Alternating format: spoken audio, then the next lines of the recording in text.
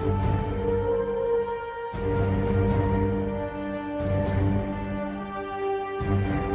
5, do you copy? Echo 5. Echo 2, good morning.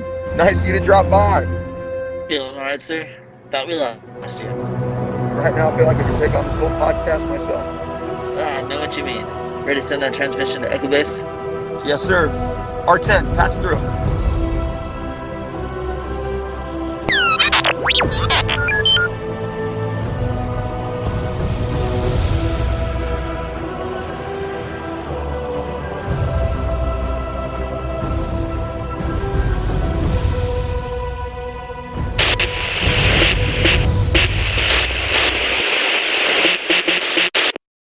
Hey guys, welcome to another episode of the Hoth Transmissions, and today we are going to be discussing episode 4 of Andor. But before we get into that, this week we got some exciting news. I know that we haven't really had too much, I want to say projects announced, or they've been announced, but as far as production, we haven't seen too much on it. But they just announced that Mando and Grogu are going to be coming to the big screen. What do you think about that, Sam? I'm excited. Obviously, it's the first Star Wars movie on the big screen that's not in the Skywalker saga. And I mean, who doesn't want to see a big screen Grogu? Yeah, I mean, we couldn't get enough of them on the little screen, so let's bring them to the big screen. Do you think it's going to continue on the story with Thrawn, or do you think it's going to be kind of its own thing, or that will tie into it, but not focus directly on it? I've got a feeling it might touch on it in some ways, kind of like maybe an end credit scene, but I think it'll be its own unique story. Or at least that's what I'm hoping for. I mean, I am too. I'm kind of hoping that it doesn't. I mean, we see a lot of Jedi, Sith, and all that stuff, and it's kind of nice. That's one thing that was really good about Rogue One is it didn't really rely on any of that to be a good film. So I'd really like to see Mando kind of do his own thing and kind of do a mission where it has nothing to do with the Mandalorians or anything. It'd just be kind of a cool thing to kind of see what him and Grogu are doing after season 3. Yeah, and I think hopefully it'll be a continuation of the series just in a shorter time span. So an hour and a half, 2 hours, however long they want to make it. Mm-hmm. Because also it kind of feels like Mando's story is running out with everything that's happened in the series. So I'm hoping that it's going to get to the point where it's going to lead into the big sort of Avengers style movie. Yeah, because actually Mando was supposed to end at season 3, but because they scrapped a couple other projects, they're still holding some of those stories and just putting it into Mando. So Mando got extended for that reason. So I don't know if there's going to be another season of Mando, or if they're just going straight to the big screen and this is going to tie everything up with him. Yeah, I hope that this will be the start of the end of Mando. As much as I love the Mandalorian series, absolutely, yeah. I think it's kind of run its course, and with the big sort of team up film coming out or series or whatever they're going to do with that, I think it's about time to start wrapping up the Mando story as an individual and get him ready to be in the big team up. Yeah, because that will lead eventually to probably getting Luke and some of the other characters on screen too. Yeah, which would be really cool. And I wonder if it's gonna be a Mando story or if it's gonna be heavily focused on Grogu. That's my other concern.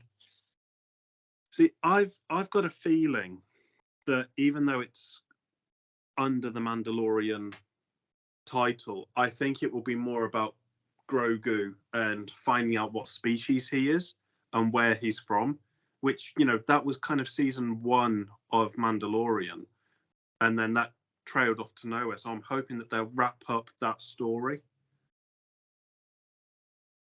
And that's what I'm kind of curious too, because I wonder if Lucas, or if they're going to hold on to what Lucas never wanted Yoda species to be named.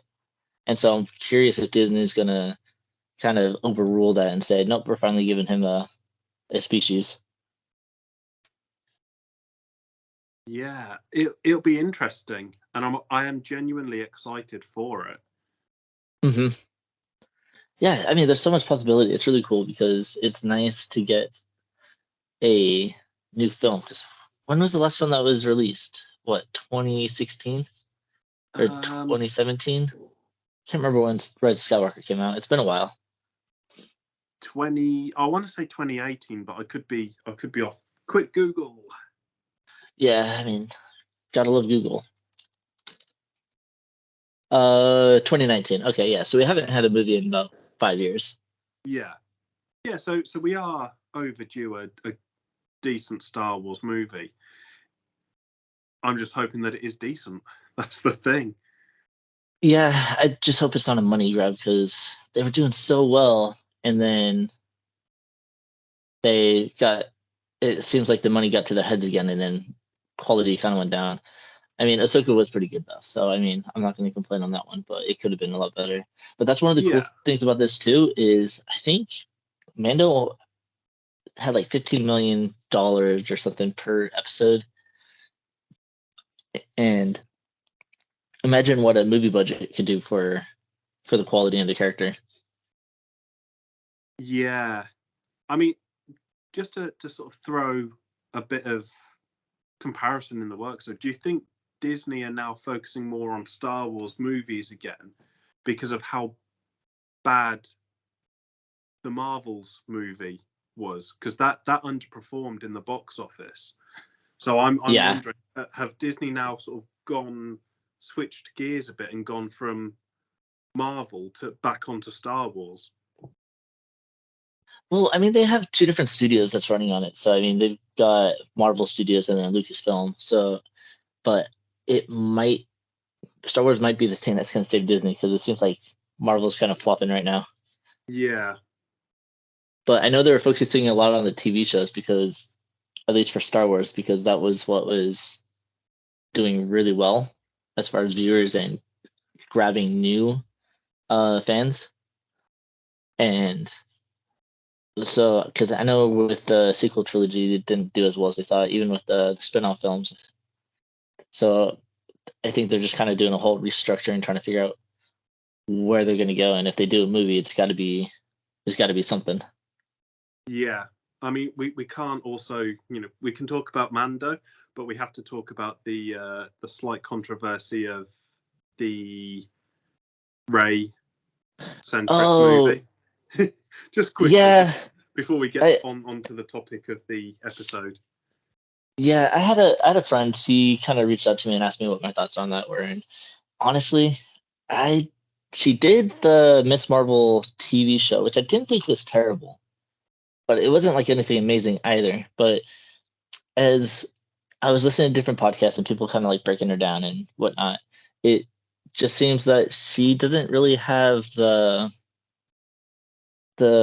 credibility to pull off a movie like this, and especially with the character like Ray, who's very controversial in herself. Yeah, Like, I feel that they should have not gone after a director that has been only successful in documentaries. It's like I was excited to give Ray another shot because I feel like they didn't really do too much with their character as far as character development, even with some of the side characters. Like you look at Poe Dameron and Finn and everybody, it's just kind of like whatever characters, but had a lot of potential. yeah, And so I feel like this would be the opportunity to give Ray some restructuring because I think it's 15 years after Rise of Skywalker. So we can yeah, see some character development there. Talk about her past. Oh yeah, I struggled here, I struggled there, blah blah. Not a, and actually give her more depth, and then also have time to introduce Finn as a Jedi. Maybe establish him as he's become a master alongside Rey. And with this new producer director, I'm kind of hesitant. I'm not going to throw it on the back burner. I'm not going to throw it to the side, but I've got my concerns. yeah. I'm like with yourself, I'm on the fence about it, but I'm willing to give it a go at least, you know. And if it, I'm gonna kind of until trailers come out and more about it gets released and announced, I'm gonna keep expectations low, just purely because of it's a Rey story, and like you said, Rey wasn't she wasn't really well written as a character in sort of the grand sense of things. It was always this big mystery, and I mean, part of that was down to the movies were meant to be 3 different directors. Then J.J. Abrams came back, and because it was all confusing and sort of all over the place plot wise. But I'm willing to give it a good go. Yeah, I mean, definitely. Like with any projects, like I mean, they bring in new actors on projects, and even then, it's like, I don't, never heard of this person, don't know what they're gonna do, and sometimes they crush it. Yeah, And so, I see where fans are going and with their concerns, and I've got my concerns with it, but I'm willing to give this new person a shot just because who knows? She did all yeah, right with Miss Marvel. With a bigger budget. My main concern is I want to make sure that she is a fan of Star Wars, at least knows how Star Wars is. Because that's another yeah. concern. It's like I don't like them bringing people in that have never seen Star Wars or anything, because sometimes that can be a good thing, because then they're not like boxed in with a specific range. They can kind of move out a little bit. It gives Not it the way that Ryan unique Johnson did. perspective. Yeah, exactly. But I'm just hoping she knows Star Wars enough that she can do a really good story. And Yeah, hopefully let's redeem Rey. I Let's make hope Rey a so. good character again. That's what I want out of this movie. Because I have a lot of people that are like, I'm not going to see the Rey movie. I'm not a Rey fan, but this is their chance to kind of hopefully fix her and kind of make her a fan favorite again. Yeah, get the Rey that we as fans deserved. Yeah, the one that we should have gotten in the sequels. Yeah, yeah, But I mean, Disney all over the place. I don't know. We'll see where it goes. Because if they give the new characters the same treatment that they've given to the TV show characters, I think we'll be good. yeah. So And we'll just have to wait and see. I'm hopeful. I'm positive on it. You, I know a lot of people just kind of hear things and they're just like, no, I'm not seeing it because of that. It's like, well, I'm like, you got some good points, but at the same time, don't judge a book by its cover, Yeah, because sometimes the content side is actually surprisingly good. Because I mean, I even said that with Solo. Like, I did not want to see Solo, but I wasn't even going to go to the theaters to see it. Like, I was like, it's not Harrison Ford. It's this new character. Blah blah blah. Ended up going to see the first showing of it, and out of all the movies that we've gotten from Disney, that was my favorite. And I get a lot of hate on that one, but Solo is very underappreciated. I agree. It is one of my favorite modern Star Wars movies, which says quite a lot considering how sort of poorly received it was. But it's down to with things like this as a sort of final note on it from me. It purely depends on how good the story is for Rey, for the Rey movie. Because a director can direct, but if they've got But the writer, yeah, like if they're in the writing process as well, then the director can sort of push their vision into the writing with it. But if they've just been handed a script, they can only go by how good that script is. And it's like Doctor Who over here. yeah, The female Doctor played by Jodie Whittaker. Jodie Whittaker's a great actress. Her storylines weren't so good and weren't well received, which is a shame because it could have been really good. It's just what happened at the time. Mhm. And so with this new director of the Rey movie, I think obviously if she's a fan, she knows, or at least knows some of the Star Wars history, she'll be good at directing it. But if the story is terrible, you can have like Spielberg level directors, and that even they wouldn't be able to save it. So we'll just have to wait and see.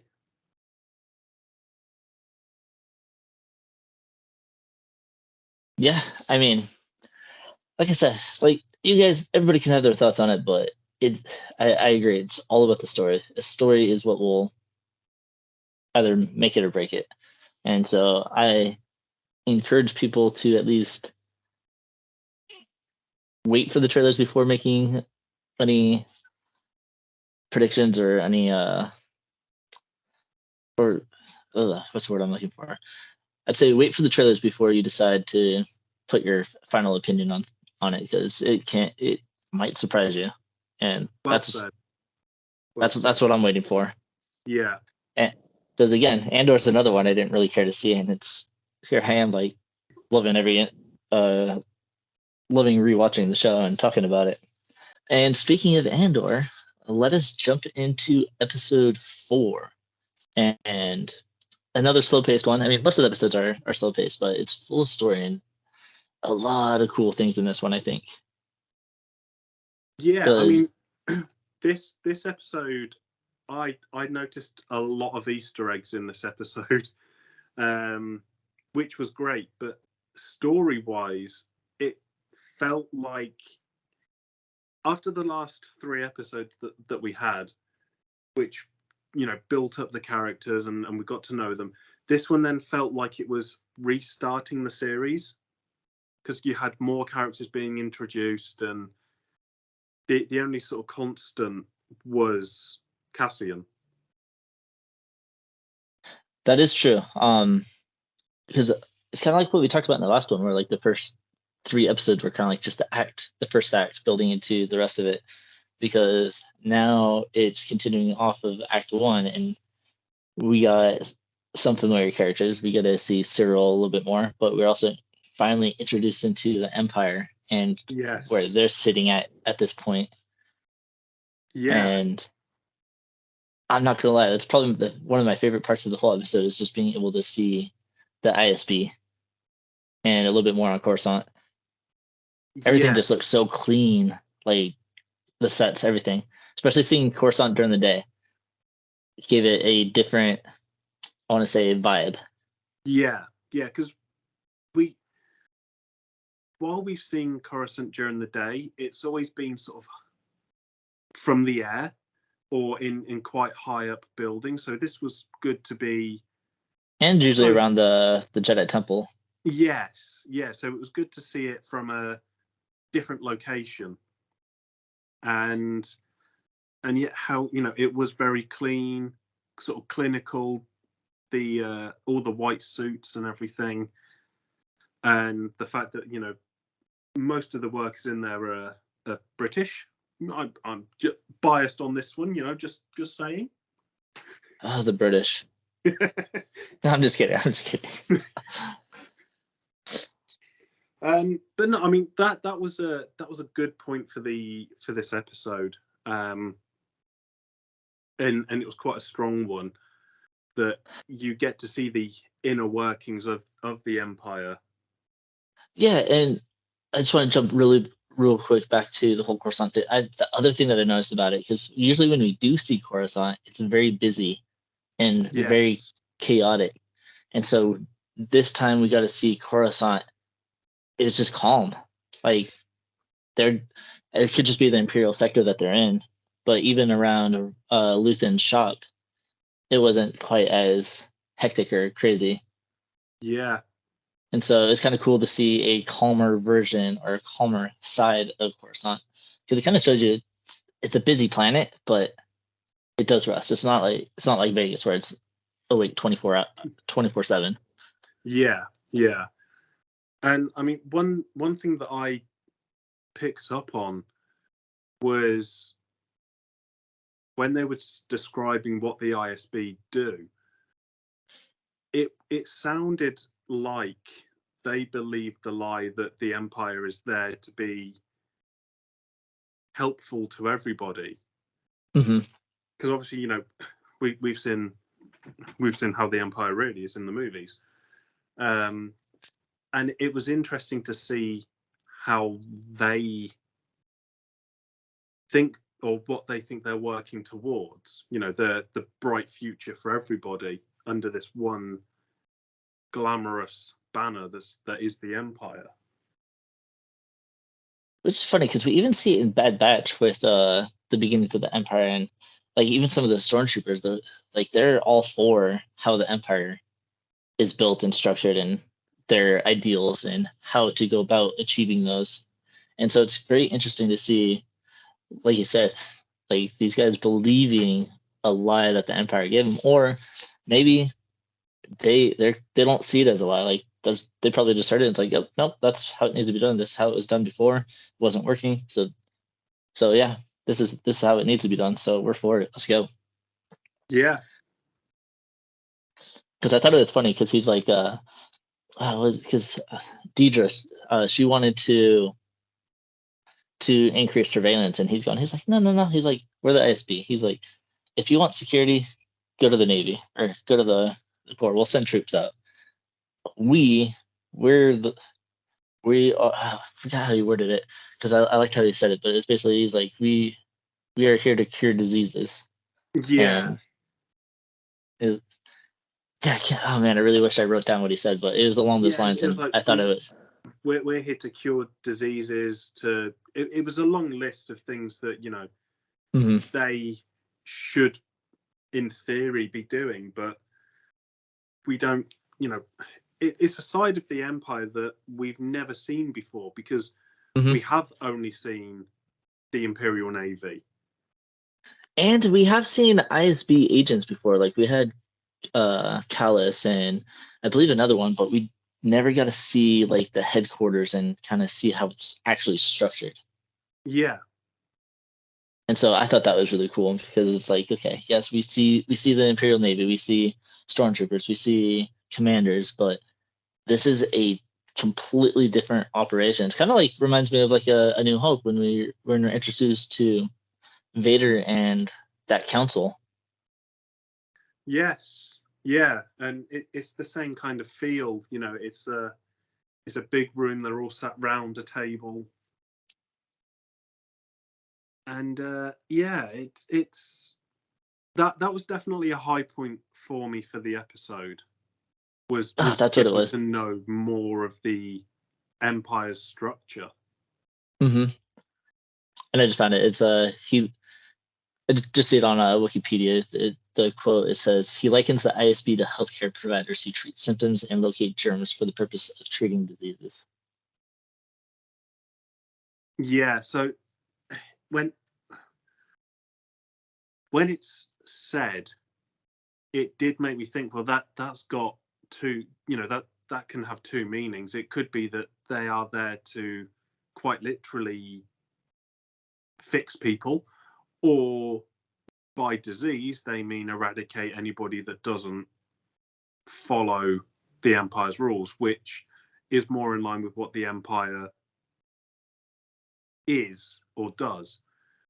Yeah, because they got a rebellion that's rising, so yeah, that's a disease they're trying to exterminate or cure. But to the everyman, to the common person, if they hear that the ISB is there to eradicate disease, that gives them the hope of the bright, shining future that we'll be fine.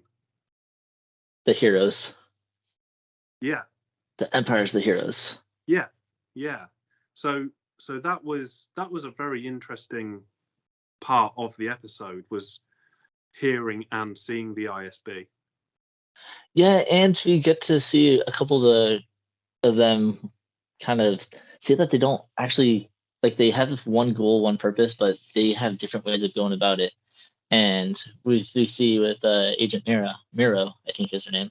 She's trying to she notices patterns, and she's a lot smarter than everybody gives her credit for, because she's like, no, I've noticed this. They're very similar patterns.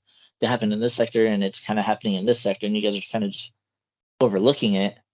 And they even noticed, like, after Andor and Luthen ran, they found that Star Path unit just chilling there. She's like, oh, no, that's the one we've been missing. So this definitely has some type of rebel feel to it. And then everybody kind of just scoffs and laughs at her, going, until you have like solid evidence, we're not going to go on your hunch. And you can tell how frustrated she is. She kind of reminds me of Cyril, because Cyril was the same way with the murders. And he Yeah, had that same like intent, and that same like, there's an itch and I need to scratch it, and it's not going away. yeah. No, I agree with that one. And on the Cyril front, we get to meet his mother. Yes, I thought that was really cool. She's such a sweet person. I, you know, I love that character. brings the doorbell, door opens, she sees him, slaps him straight Slapped away. him. I Yep, mean, he needed a good slap. yeah, and then brings him in for the hug, but that part did make me laugh. She yells at her neighbor. I thought it was funny. Yeah, it's like, what are you looking at? It's, okay, sorry, we won't mess with you, we promise. Yep. All right. Back to your way. Back to your way. But yeah, so, but again, that's building on the character again. We didn't need to know that he had a mother, but now that we've met her, God, I'm sounding like the sitcom. Now that we've met his mother, we I want to know more about sort of her relationship with Cyril, and it's because obviously there was a reason why she slapped him straight away. Yeah. It's just getting to know their relationship and why there was the slap. Yeah, and it kind of humanizes him a little bit more too, because I know, like, from a while, it's like, oh, we hate this guy, but then you kind of see a softer side of him. The more human side, Yeah. he's had his ass handed to him repeatedly About the Empire. over his own sort of stupid acts, and then to sort of go home with the shame that he's feeling, it does make him more human as a character. It does, and it's really funny because he keeps failing, and these consequences keep being dropped on him. Because when he's talking to the ISB agent, the guy's like, well, all right, well, you guys are not to read the reports because you're not wasting time, and the Empire's taken over indefinitely in this sector, thanks to you.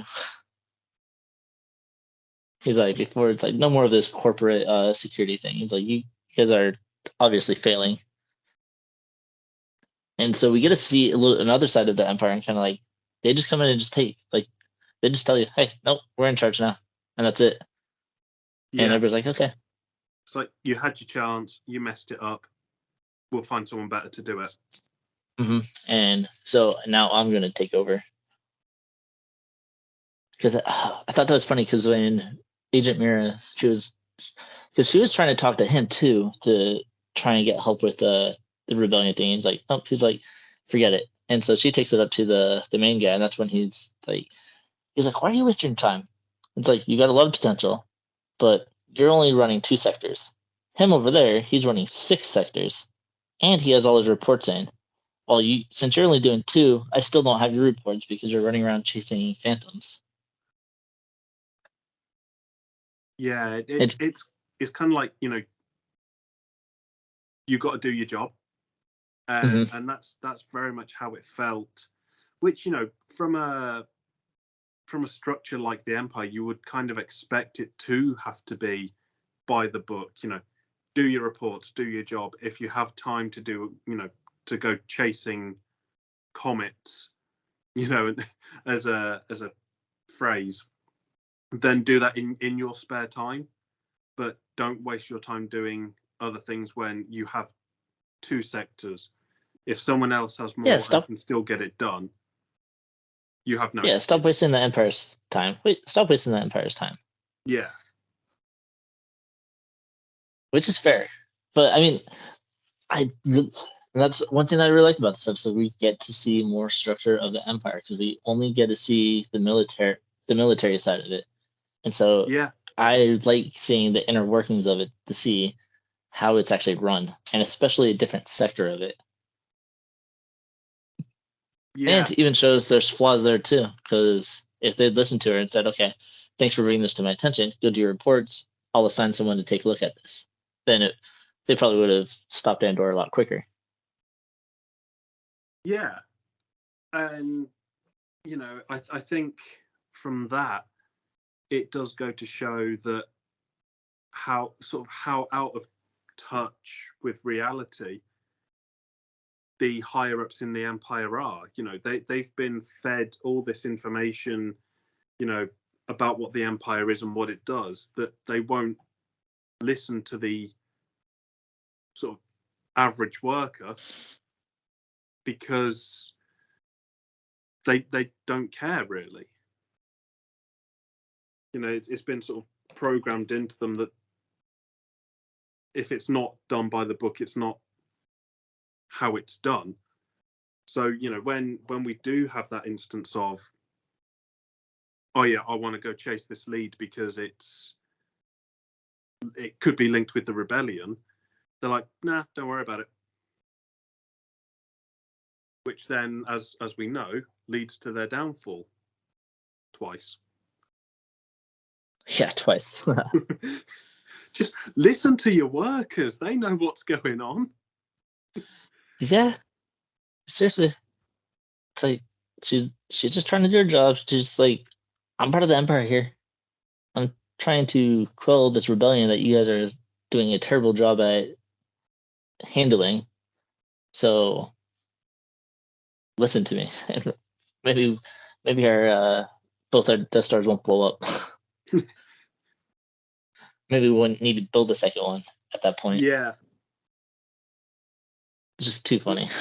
I mean, for an Andor episode though, I kind of felt like there wasn't much Andor in it, but at the same time, that's not a bad thing, because the way that it was done did work. So you had the ISB, you had sort of the the background of that. You have where Cassian ends up, and you start off that story, and it's like the first 3 episodes were sort of part 1 of a movie. Mm-hmm. And then this is leading into part 2, and it was a good start for it. But I think really, because we had episodes 1, 2, and 3, we could have just carried on that bit of the story. There was a lot of, it felt very much like a filler episode in a way for me. Okay. For me, I felt that it was more kind of like a world builder, because I think with Andor, it's, yes, we have Cassian is the title character, and it's not like Kenobi where I expected it to be about Kenobi and not these other characters. In this one, it's kind of building different storylines that are leading to the same one. And because we're seeing more Luthen's side, we get Mon Mothma introduced, and we kind of see her role, and it's kind of building what Andor is being brought into. Yeah. I mean, that is a very good point to make, and it is a valid one, and I do agree. But at the same time, it's like, did we really need to see Mon Mothma's relationship with her husband, and how fractured and bad that is, because she's fighting for one thing and he is blatantly not? It's like, No, I agree. Not necessary. Yeah. But I think because Mon Mothma was such a pivotal character in Return of the Jedi, and she was only there for like a little bit, but she was like introduced as one of the lead rebellion commanders or whatever. Yeah. And I find it very interesting that they're choosing Andor to develop her character and give her backstory and everything.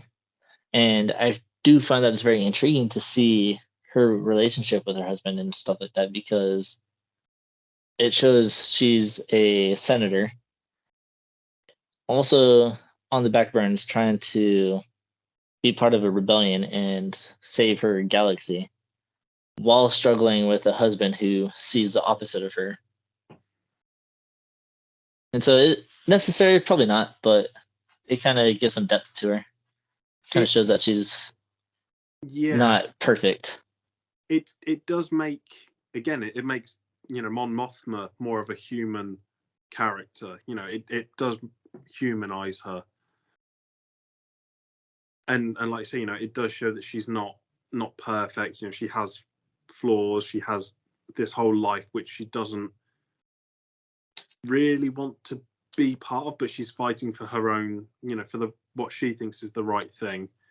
And I mean, my one big takeaway from this episode is every action that every character is doing that we see is for what they believe is the right thing for them. So obviously, we had Cyril, who, got his ass handed to him. Yeah. Quite badly. But it was because he was doing what he thought was the right thing.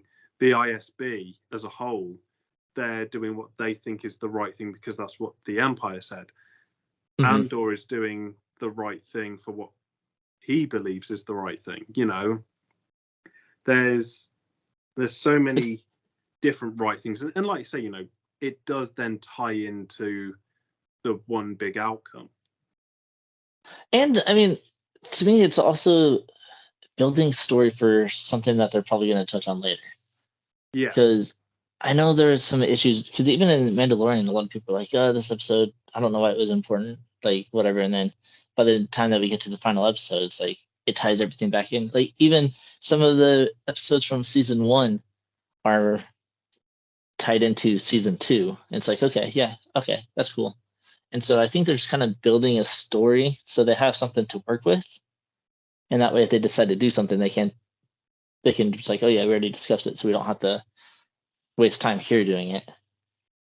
And it's still like the beginning of the show, so I don't know. It's a very interesting choice that they decided to focus on that aspect of these characters, because I get like doing all this backstory and building out the ISB because these are new characters, but Mothma, a very, very interesting choice.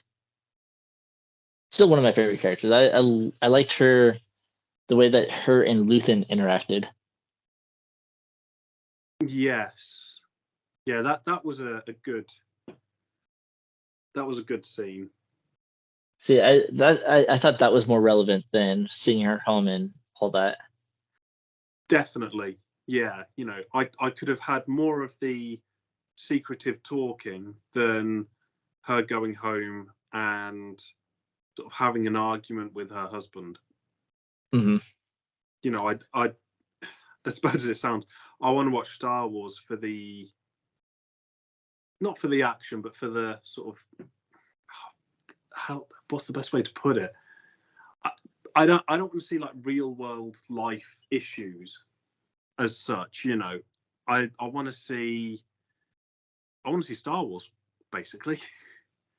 I don't need to know that Mon Mothma has a husband that she doesn't agree with, because it could be, for all I care, Mon Mothma could have an issue with an opposing senator. It's that kind of feel for it.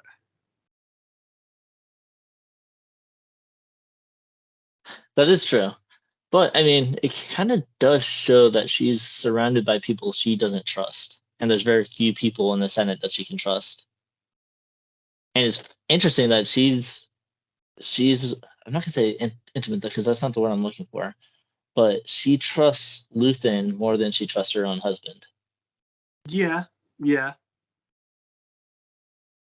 And she's like, "Oh yeah, who do you think she's talking about?" Like she mentioned to Luthen about. She's like, "Oh yeah, we're gonna bring someone else in," and he's like, we don't. We need more money, not people that we have to worry about." Do you think she's talking about Bail? Is Bail Uh, involved at this point? I thought he was involved since Revenge of the Sith, but I don't remember the rest of the season of who they announced or if they even I know. finished that story. I mean, because Bale was in the deleted scene of Revenge, where They're building the rebellion. yeah, Mon Mothma's there, and so is Bale. So they're like the founding members, along with Star Killer. No, I'm just yeah, kidding. yeah, he was definitely there. But more on that In the one game, in the games he was though. In the games he. Yeah. So I think I don't know, and honestly I can't remember who they were really referring to or what they were referring to, because there's so many like Easter eggs mentioned in this episode as well that it could be. I mean, this episode is Easter egg central for Star Wars. I mean, speaking of Star Killer, and the Force Unleashed, the armor in the back. I was in the background happy when scene. I saw that. Mm-hmm. I remember the internet went crazy when it's all everybody would talk about on this episode was that, and I thought it was so cool. And considering it was, it's based off a video game design of was it an alternate ending for that one? Yeah, that's a Sith armor. Yeah. So if you go dark side, that's what he'd be wearing. That is just, that made me happy. That was one of those ones where I was like, I had to double take and rewind it, and I was like, I know that. And I was like, no way, that is so cool to see. And I mean, you've got the Mandalorian armor there as well, but that's nothing in comparison. Mm-mm. I mean, Mandalorian armor we see plenty of, but I mean, it's cool because like Force Unleashed is now considered just expanded universe stuff, not canon. And so whenever they pull from other stuff and kind of like toss it in there, even if it's not a big focus, it's very subtle. It's just cool to see things that we're familiar with brought in. It's like, oh, that's so cool. Okay, so Star Killer could exist, and then people start speculating, and then it kind of gives people hope. But it's probably just like, oh, it's just like what they've been doing with everything else. Is like they'll take different things from different things. They'll change the story on it just a little bit to make it fit canon or the current story, or they'll just bring it in. It's like, okay, well, we don't have to do a big story on it, but fans will know what this is. Yeah. And so I feel like his whole shop was like that. I think he had some holocrons in there too, didn't he? Yeah, there was both a Jedi and a Sith one. Mm-hmm. And I'm not sure, because I could be wrong, but I swear I saw like Indiana Jones's whip, but encased in something in the background. So I'm like, that, if that's an Easter egg in itself. Yes. So it does. It is. Yeah, it's his whip encased in carbonite. I just looked it up. Because I know, in just sort of digressing, I know in one of the Indiana Jones films, like I think it's the first one, there's on the wall where there's the carvings, there is R2 and 3PO. So yeah. I like how the two have Easter eggs for each other, sort of going back and forth from the very start of both Star Wars and Indiana Jones right up to now. Mm-hmm. And actually, behind the whip, the fertility idol that was in Raiders of the Lost Ark was was there as well. Oh, I must have missed that. I'm gonna have to rewatch the episode again and just see if I can get more Easter eggs from it. To be fair, No, seriously, it's like it's cool what they do with all that stuff. yeah, I saved the picture. I'll send it to you on Discord so you can take a look at it. But yeah, and that's one thing that I really like about Star Wars, because they keep things subtle. Like, is it necessary? Probably not. But is it cool? Yes. are And fans gonna lose their minds when they see it? Mhm. God, yes. Just because they even did that in what was it, Clone Wars, or no, it was in Rebels, where the arc was in one of the episodes. Yeah, And so it is cool that they reference a lot back. And I know you said that we didn't get much Andor in this episode, but I felt like we did. It's just they did so well on telling the story, and the other characters kind of stole their scenes, that yeah, it kind of makes you forget everything else that's going on. Because they even started the episode with Andor talking to Luthen, and Luthen sitting, basically telling him, "Okay, all right, well, we're here," and Andor's like, "Well, I'm just doing what's best for me and to survive," and Luthen's like, "Well, you're doing a great job of it, so why don't you join me?" And I like how he sat there and gave him he's like, "You got two choices. I can drop you off, or you can work with me, or you can, third option, you can kill me and take the ship." And so we gotta see Cassian kind of toy with the idea of fighting against the Empire, and he needed a little bit of convincing on it. yeah.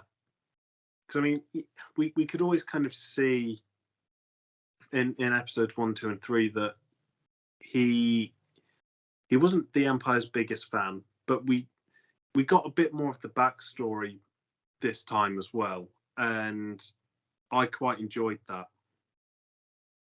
Mm-hmm. I mean, And no, go ahead. I was going to say, it's a shame that we didn't see sort of the cooking side, which was mentioned, that Andor was a cook,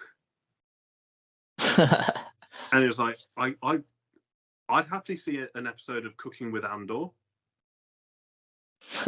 I can see a spinoff, Cooking with Andor. I'd probably watch. I love to cook, so I'd probably watch that. I'm not gonna lie. Yeah, I would as well. But it's cool that Luthen knows Andor, because he basically told him, he's like, that star path unit, that's not the reason I came. He's like, I came because of you. I took a risk to get you, not that stupid, or not the stupid, but not that little device. He's like, it's useful, but, and so he talks to him about what they're going to be doing for the next few episodes, which sounds like a little bit of a heist, which is actually kind of cool. Yeah, And offers them 200,000 credits, and then it's like, oh, here's a little kyber crystal that you can hold. Sell it for no less than 50,000 credits if you need to. But I want that back. Just remember, it's going to be more valuable to me than somebody else. yeah, and that again sort of raises more questions as to who this character actually is. Mm-hmm. Because this is pre going to his shop and his makeover with the weird wig, which Yeah. I still don't know why he needed a wig, because he looks the same. It's not like there's and he's not putting a mask on. He's literally just putting a wig, but he's Yeah. that confused and baffled me as a sort of artistic choice. But how did he get this kyber crystal? And how does he know so much about Andor? Like, who is this guy? Yeah, those are questions I've been wondering from the beginning, because he is a very unique character. And he acts like he's in charge, but he's not. Yeah, I mean, But he even said in this episode that, oh, I'm not in charge. She is, and it's like, so who do you work for? I mean, And technically, because I mean, he even did tell Val, he's like, "Here, I'm giving you Cassian," and she's like, "We don't want no mercenaries." Blah blah. He's like, "Well, you either take them, or I was gonna pull the plug on this operation anyways." So he has the authority to pull the plug. But I think what he's saying in that perspective, I think that mission is hers, so she's the boss on that one. So it's like, don't ask me, talk to her. yeah, It's like I'm leaving as soon as I drop you off. So get used to taking orders from her now. And I actually like this part of the episode because, especially Andor's story on this, because he's learning more about the mission as he's talking to the people that he's about to help. And he's like, whoa, whoa, whoa, whoa. There's only 7 of us, and we're going up against a whole garrison, and we're gonna steal basically the wages for that entire sector for a quarter. And yeah, so he's like, what did I just get myself into? yeah. And then you get all these other people that just like, we don't trust you. And then they do spend a good amount of time arguing about Cassian. Yeah, I mean, I quite like that, and that's again sort of a real life situation, where they had this plan done for months, and all of a sudden, sort of, is it A like new player, 3 days before it's happening? 3 days, yeah. Yeah, there's this new guy, and it's like, okay, that's a bit, I get where some of them were coming from. I mean, I totally get it. Imagine like you got this whole mission, it's life or death. Everybody that you're planning with, you trust with your life, and all of a sudden this brand new person that you've never even spoken to or seen in your life is like, oh yeah, I'm here to help. It's like, I'm not about to trust you right now. It's like I'm gonna have a lot of Yeah, reservations, which would also cause a lot of problems. But I also think it's cool because Andor comes into this group with such opposition, and it's going to take a lot of effort for him to kind of win them over. yeah. I do love the setting of that Mm-hmm. whole place. The scenery just played into, the set and the scenery just played into the scene, and it gave a real sense of, because they said a line when they was walking to the camp that, oh yeah, it took the Empire, like, it didn't take them that long to get everybody into their own like shanty town, basically, to sort of Mm-hmm. paraphrase. And it, it's like, okay, so the Empire is actually, it means business. They could have just left the farmers to do the farming alone. They didn't need to interfere, but they're like, nah, we mean business now. Yeah, and it's actually funny. I was reading some of the behind the scenes stuff, and it gets a lot of the filming. Uh, the actors said that they had to walk a long time to get to some of the sets, just because it's in such a backwater area. Like Yeah, they're really trying to get the nature. And another cool thing about this show, I'm not sure we actually really talked about it or said anything on it, is almost every Star Wars project uses a lot of the I forget what that room is. Anyways, they usually have like that room with a giant screen, and they'll sit there and record stuff, and then you can walk in, and then it's like you're standing on a set. This is the yeah, first time that they've used only scenery and actual on-set shots. Like none of it was filmed in a studio. yes. And So you can tell as well, and mhm. it does give it sort of that real world. It gives it the real world building experience.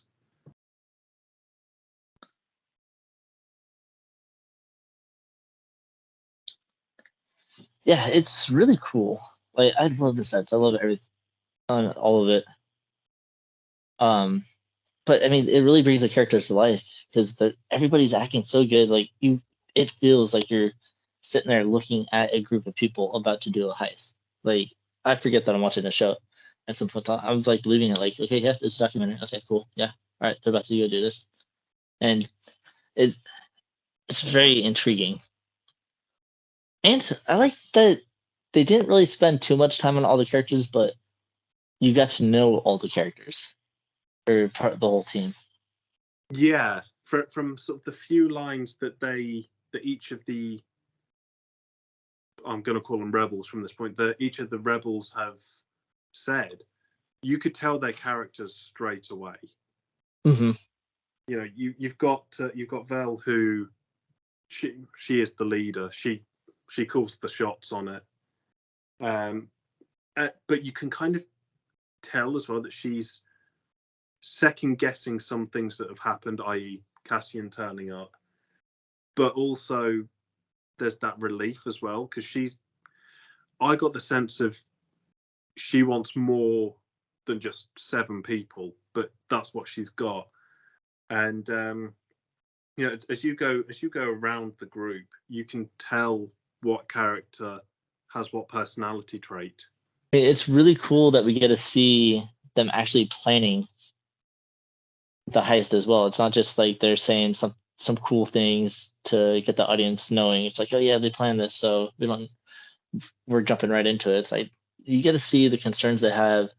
They're still not 100% ready, and they're trying to do it in 3 days, and they've been planning it for 5 months, and they're still not even ready. And then they're like, okay, well, we've been doing 5 months, and we got this other guy that just showed up, so it's gonna be tough. So yeah, good luck. I like the fact that they weren't using holograms for when they was describing, you know, what they're going to do. It was that they sort of built a crude model of, Mm-hmm. of the location, and that again, you know, made me think, well, you know, these people are fighting for what they believe, and they're going to use whatever they can.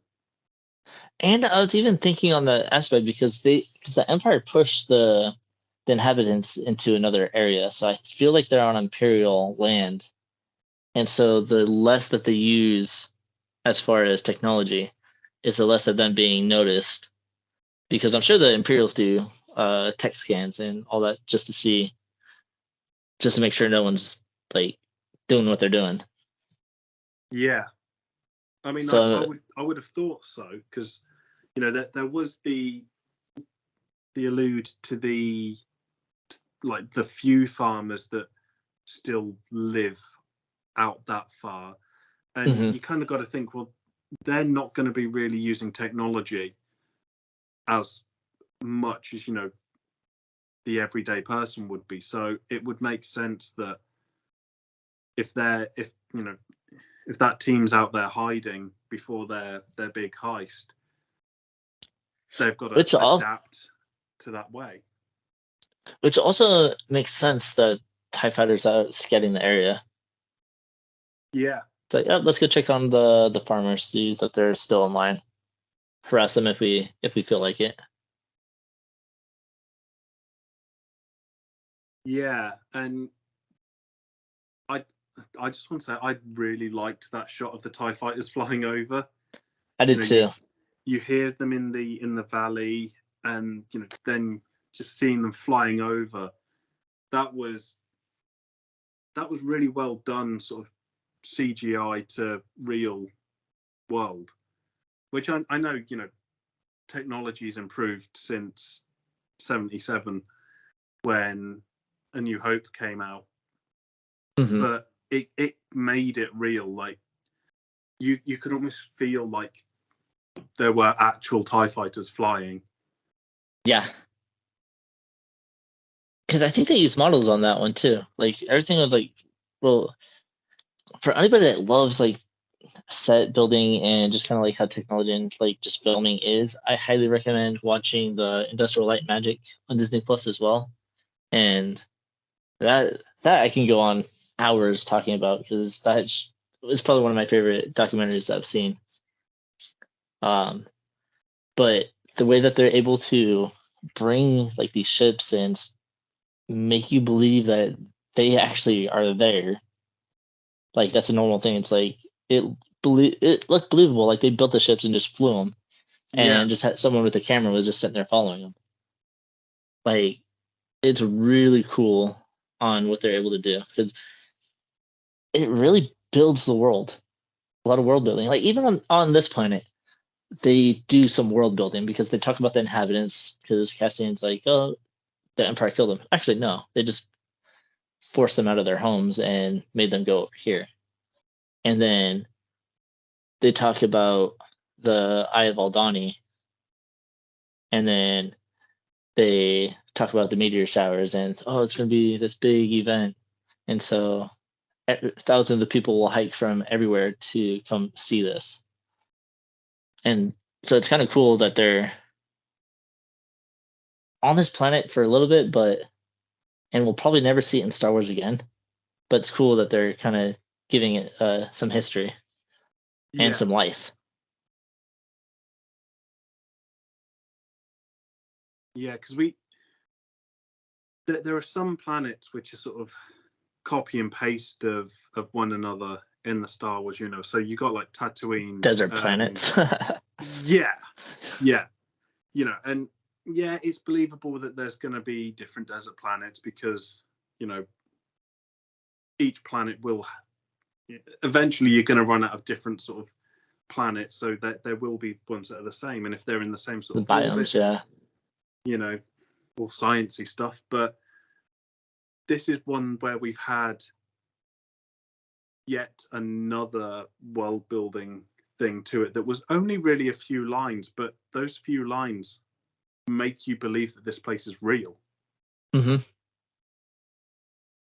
And again, it goes down to the storytelling and how good it is to draw people into this planet that, like you say, we're probably never going to see it again, which is a shame because I want to. I want to know more about the planet. Who lived there, what did they do, before the Empire came. And why does the Empire want to be there specifically?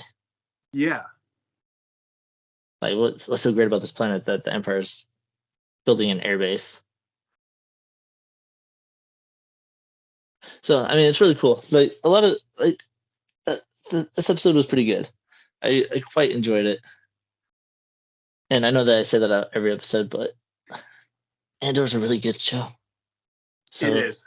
I mean, for me, it wasn't as good as the first three, which had that world building in that run. Mm-hmm. But this is world building for, well, like we said, it's like this is It's building the story for the rest of the season. yeah. This is what's going to happen next and what it's going to lead to, and it did feel like a bit of a filler episode for me, in the way that we That's didn't fair. need to know as much things as we got, but at the same time, the storytelling was spot on. Yeah. So the writing is pretty good. One thing that I did find funny earlier in the episode was when Agent Miro, and one of the other guys, they're looking over the reports on Ferrex. And I don't know if this got a chuckle out of me. I don't know if it got out of you. I just think it's funny because it just, of all things to put into dialogue, they're sitting here reading, and one of the agents is like, "Oh, they misspelled Ferrex on the report." Yeah, I was like, that's so random, but it's kind of funny. It's like, okay, yeah, well, the Empire's all about being precise, and then they find one word misspelled and they have to comment on it. yeah, that did make me chuckle to myself, because again, it's like it's meant to be a by the book report, and they can't even spell the planet that they were on. Yeah. It's like it doesn't hold much hope for that particular person who wrote the report. Mm-mm. Cyril. But yeah, So I mean, I didn't get as much of a filler vibe as you got on this episode. I can see where and why you'd think that, but I mean, I guess I was just focusing on different things, and probably because I've seen the rest of the season, that I see where it's leading. Yeah, So I so I but I mean, when I did first see it, it did kind of feel like a filler. yeah, and I mean, I watched it again today. I watched it yesterday to sort of make notes, and then I watched it again today just because I could, and I wanted to see if there was Yeah, more Easter eggs at that point. And it still felt quite, well, like I say, fillery. And I know what happens next and where the story leads to, and I think it's purely based off where we left it at the last 3 episodes. hmm We've already had the introduction to characters and who does what, and to kind of go back then and have it again when we're into the run of the series now, it just felt like that little bit step back and filler. I think what probably, because I know in like the first 3 episodes we jumped around different characters a lot, and we're jumping around with different characters that we're just being introduced to again, and I think that could be kind of a factor of it, but you never know. But yeah, there was a lot of unnecessary fluff that they put into the episodes. We probably could have focused a little bit, cut some of the scenes out, and still had a great episode. Yeah, yeah. All right, guys. So that's gonna be wrapping it up for us today. Again, thanks for listening, guys. We'll be back next week with Andor episode 5, and we will talk a little bit more about this heist that's going to be happening. Um, and just remember, guys, click the links down below. Join us on our Discord where you can talk with other fans.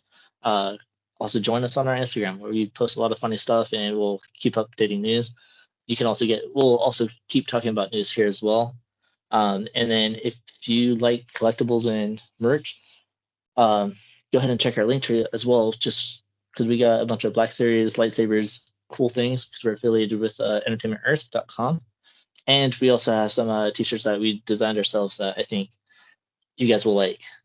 Um, so, all right. We'll see you guys next week. May the Force Be with you.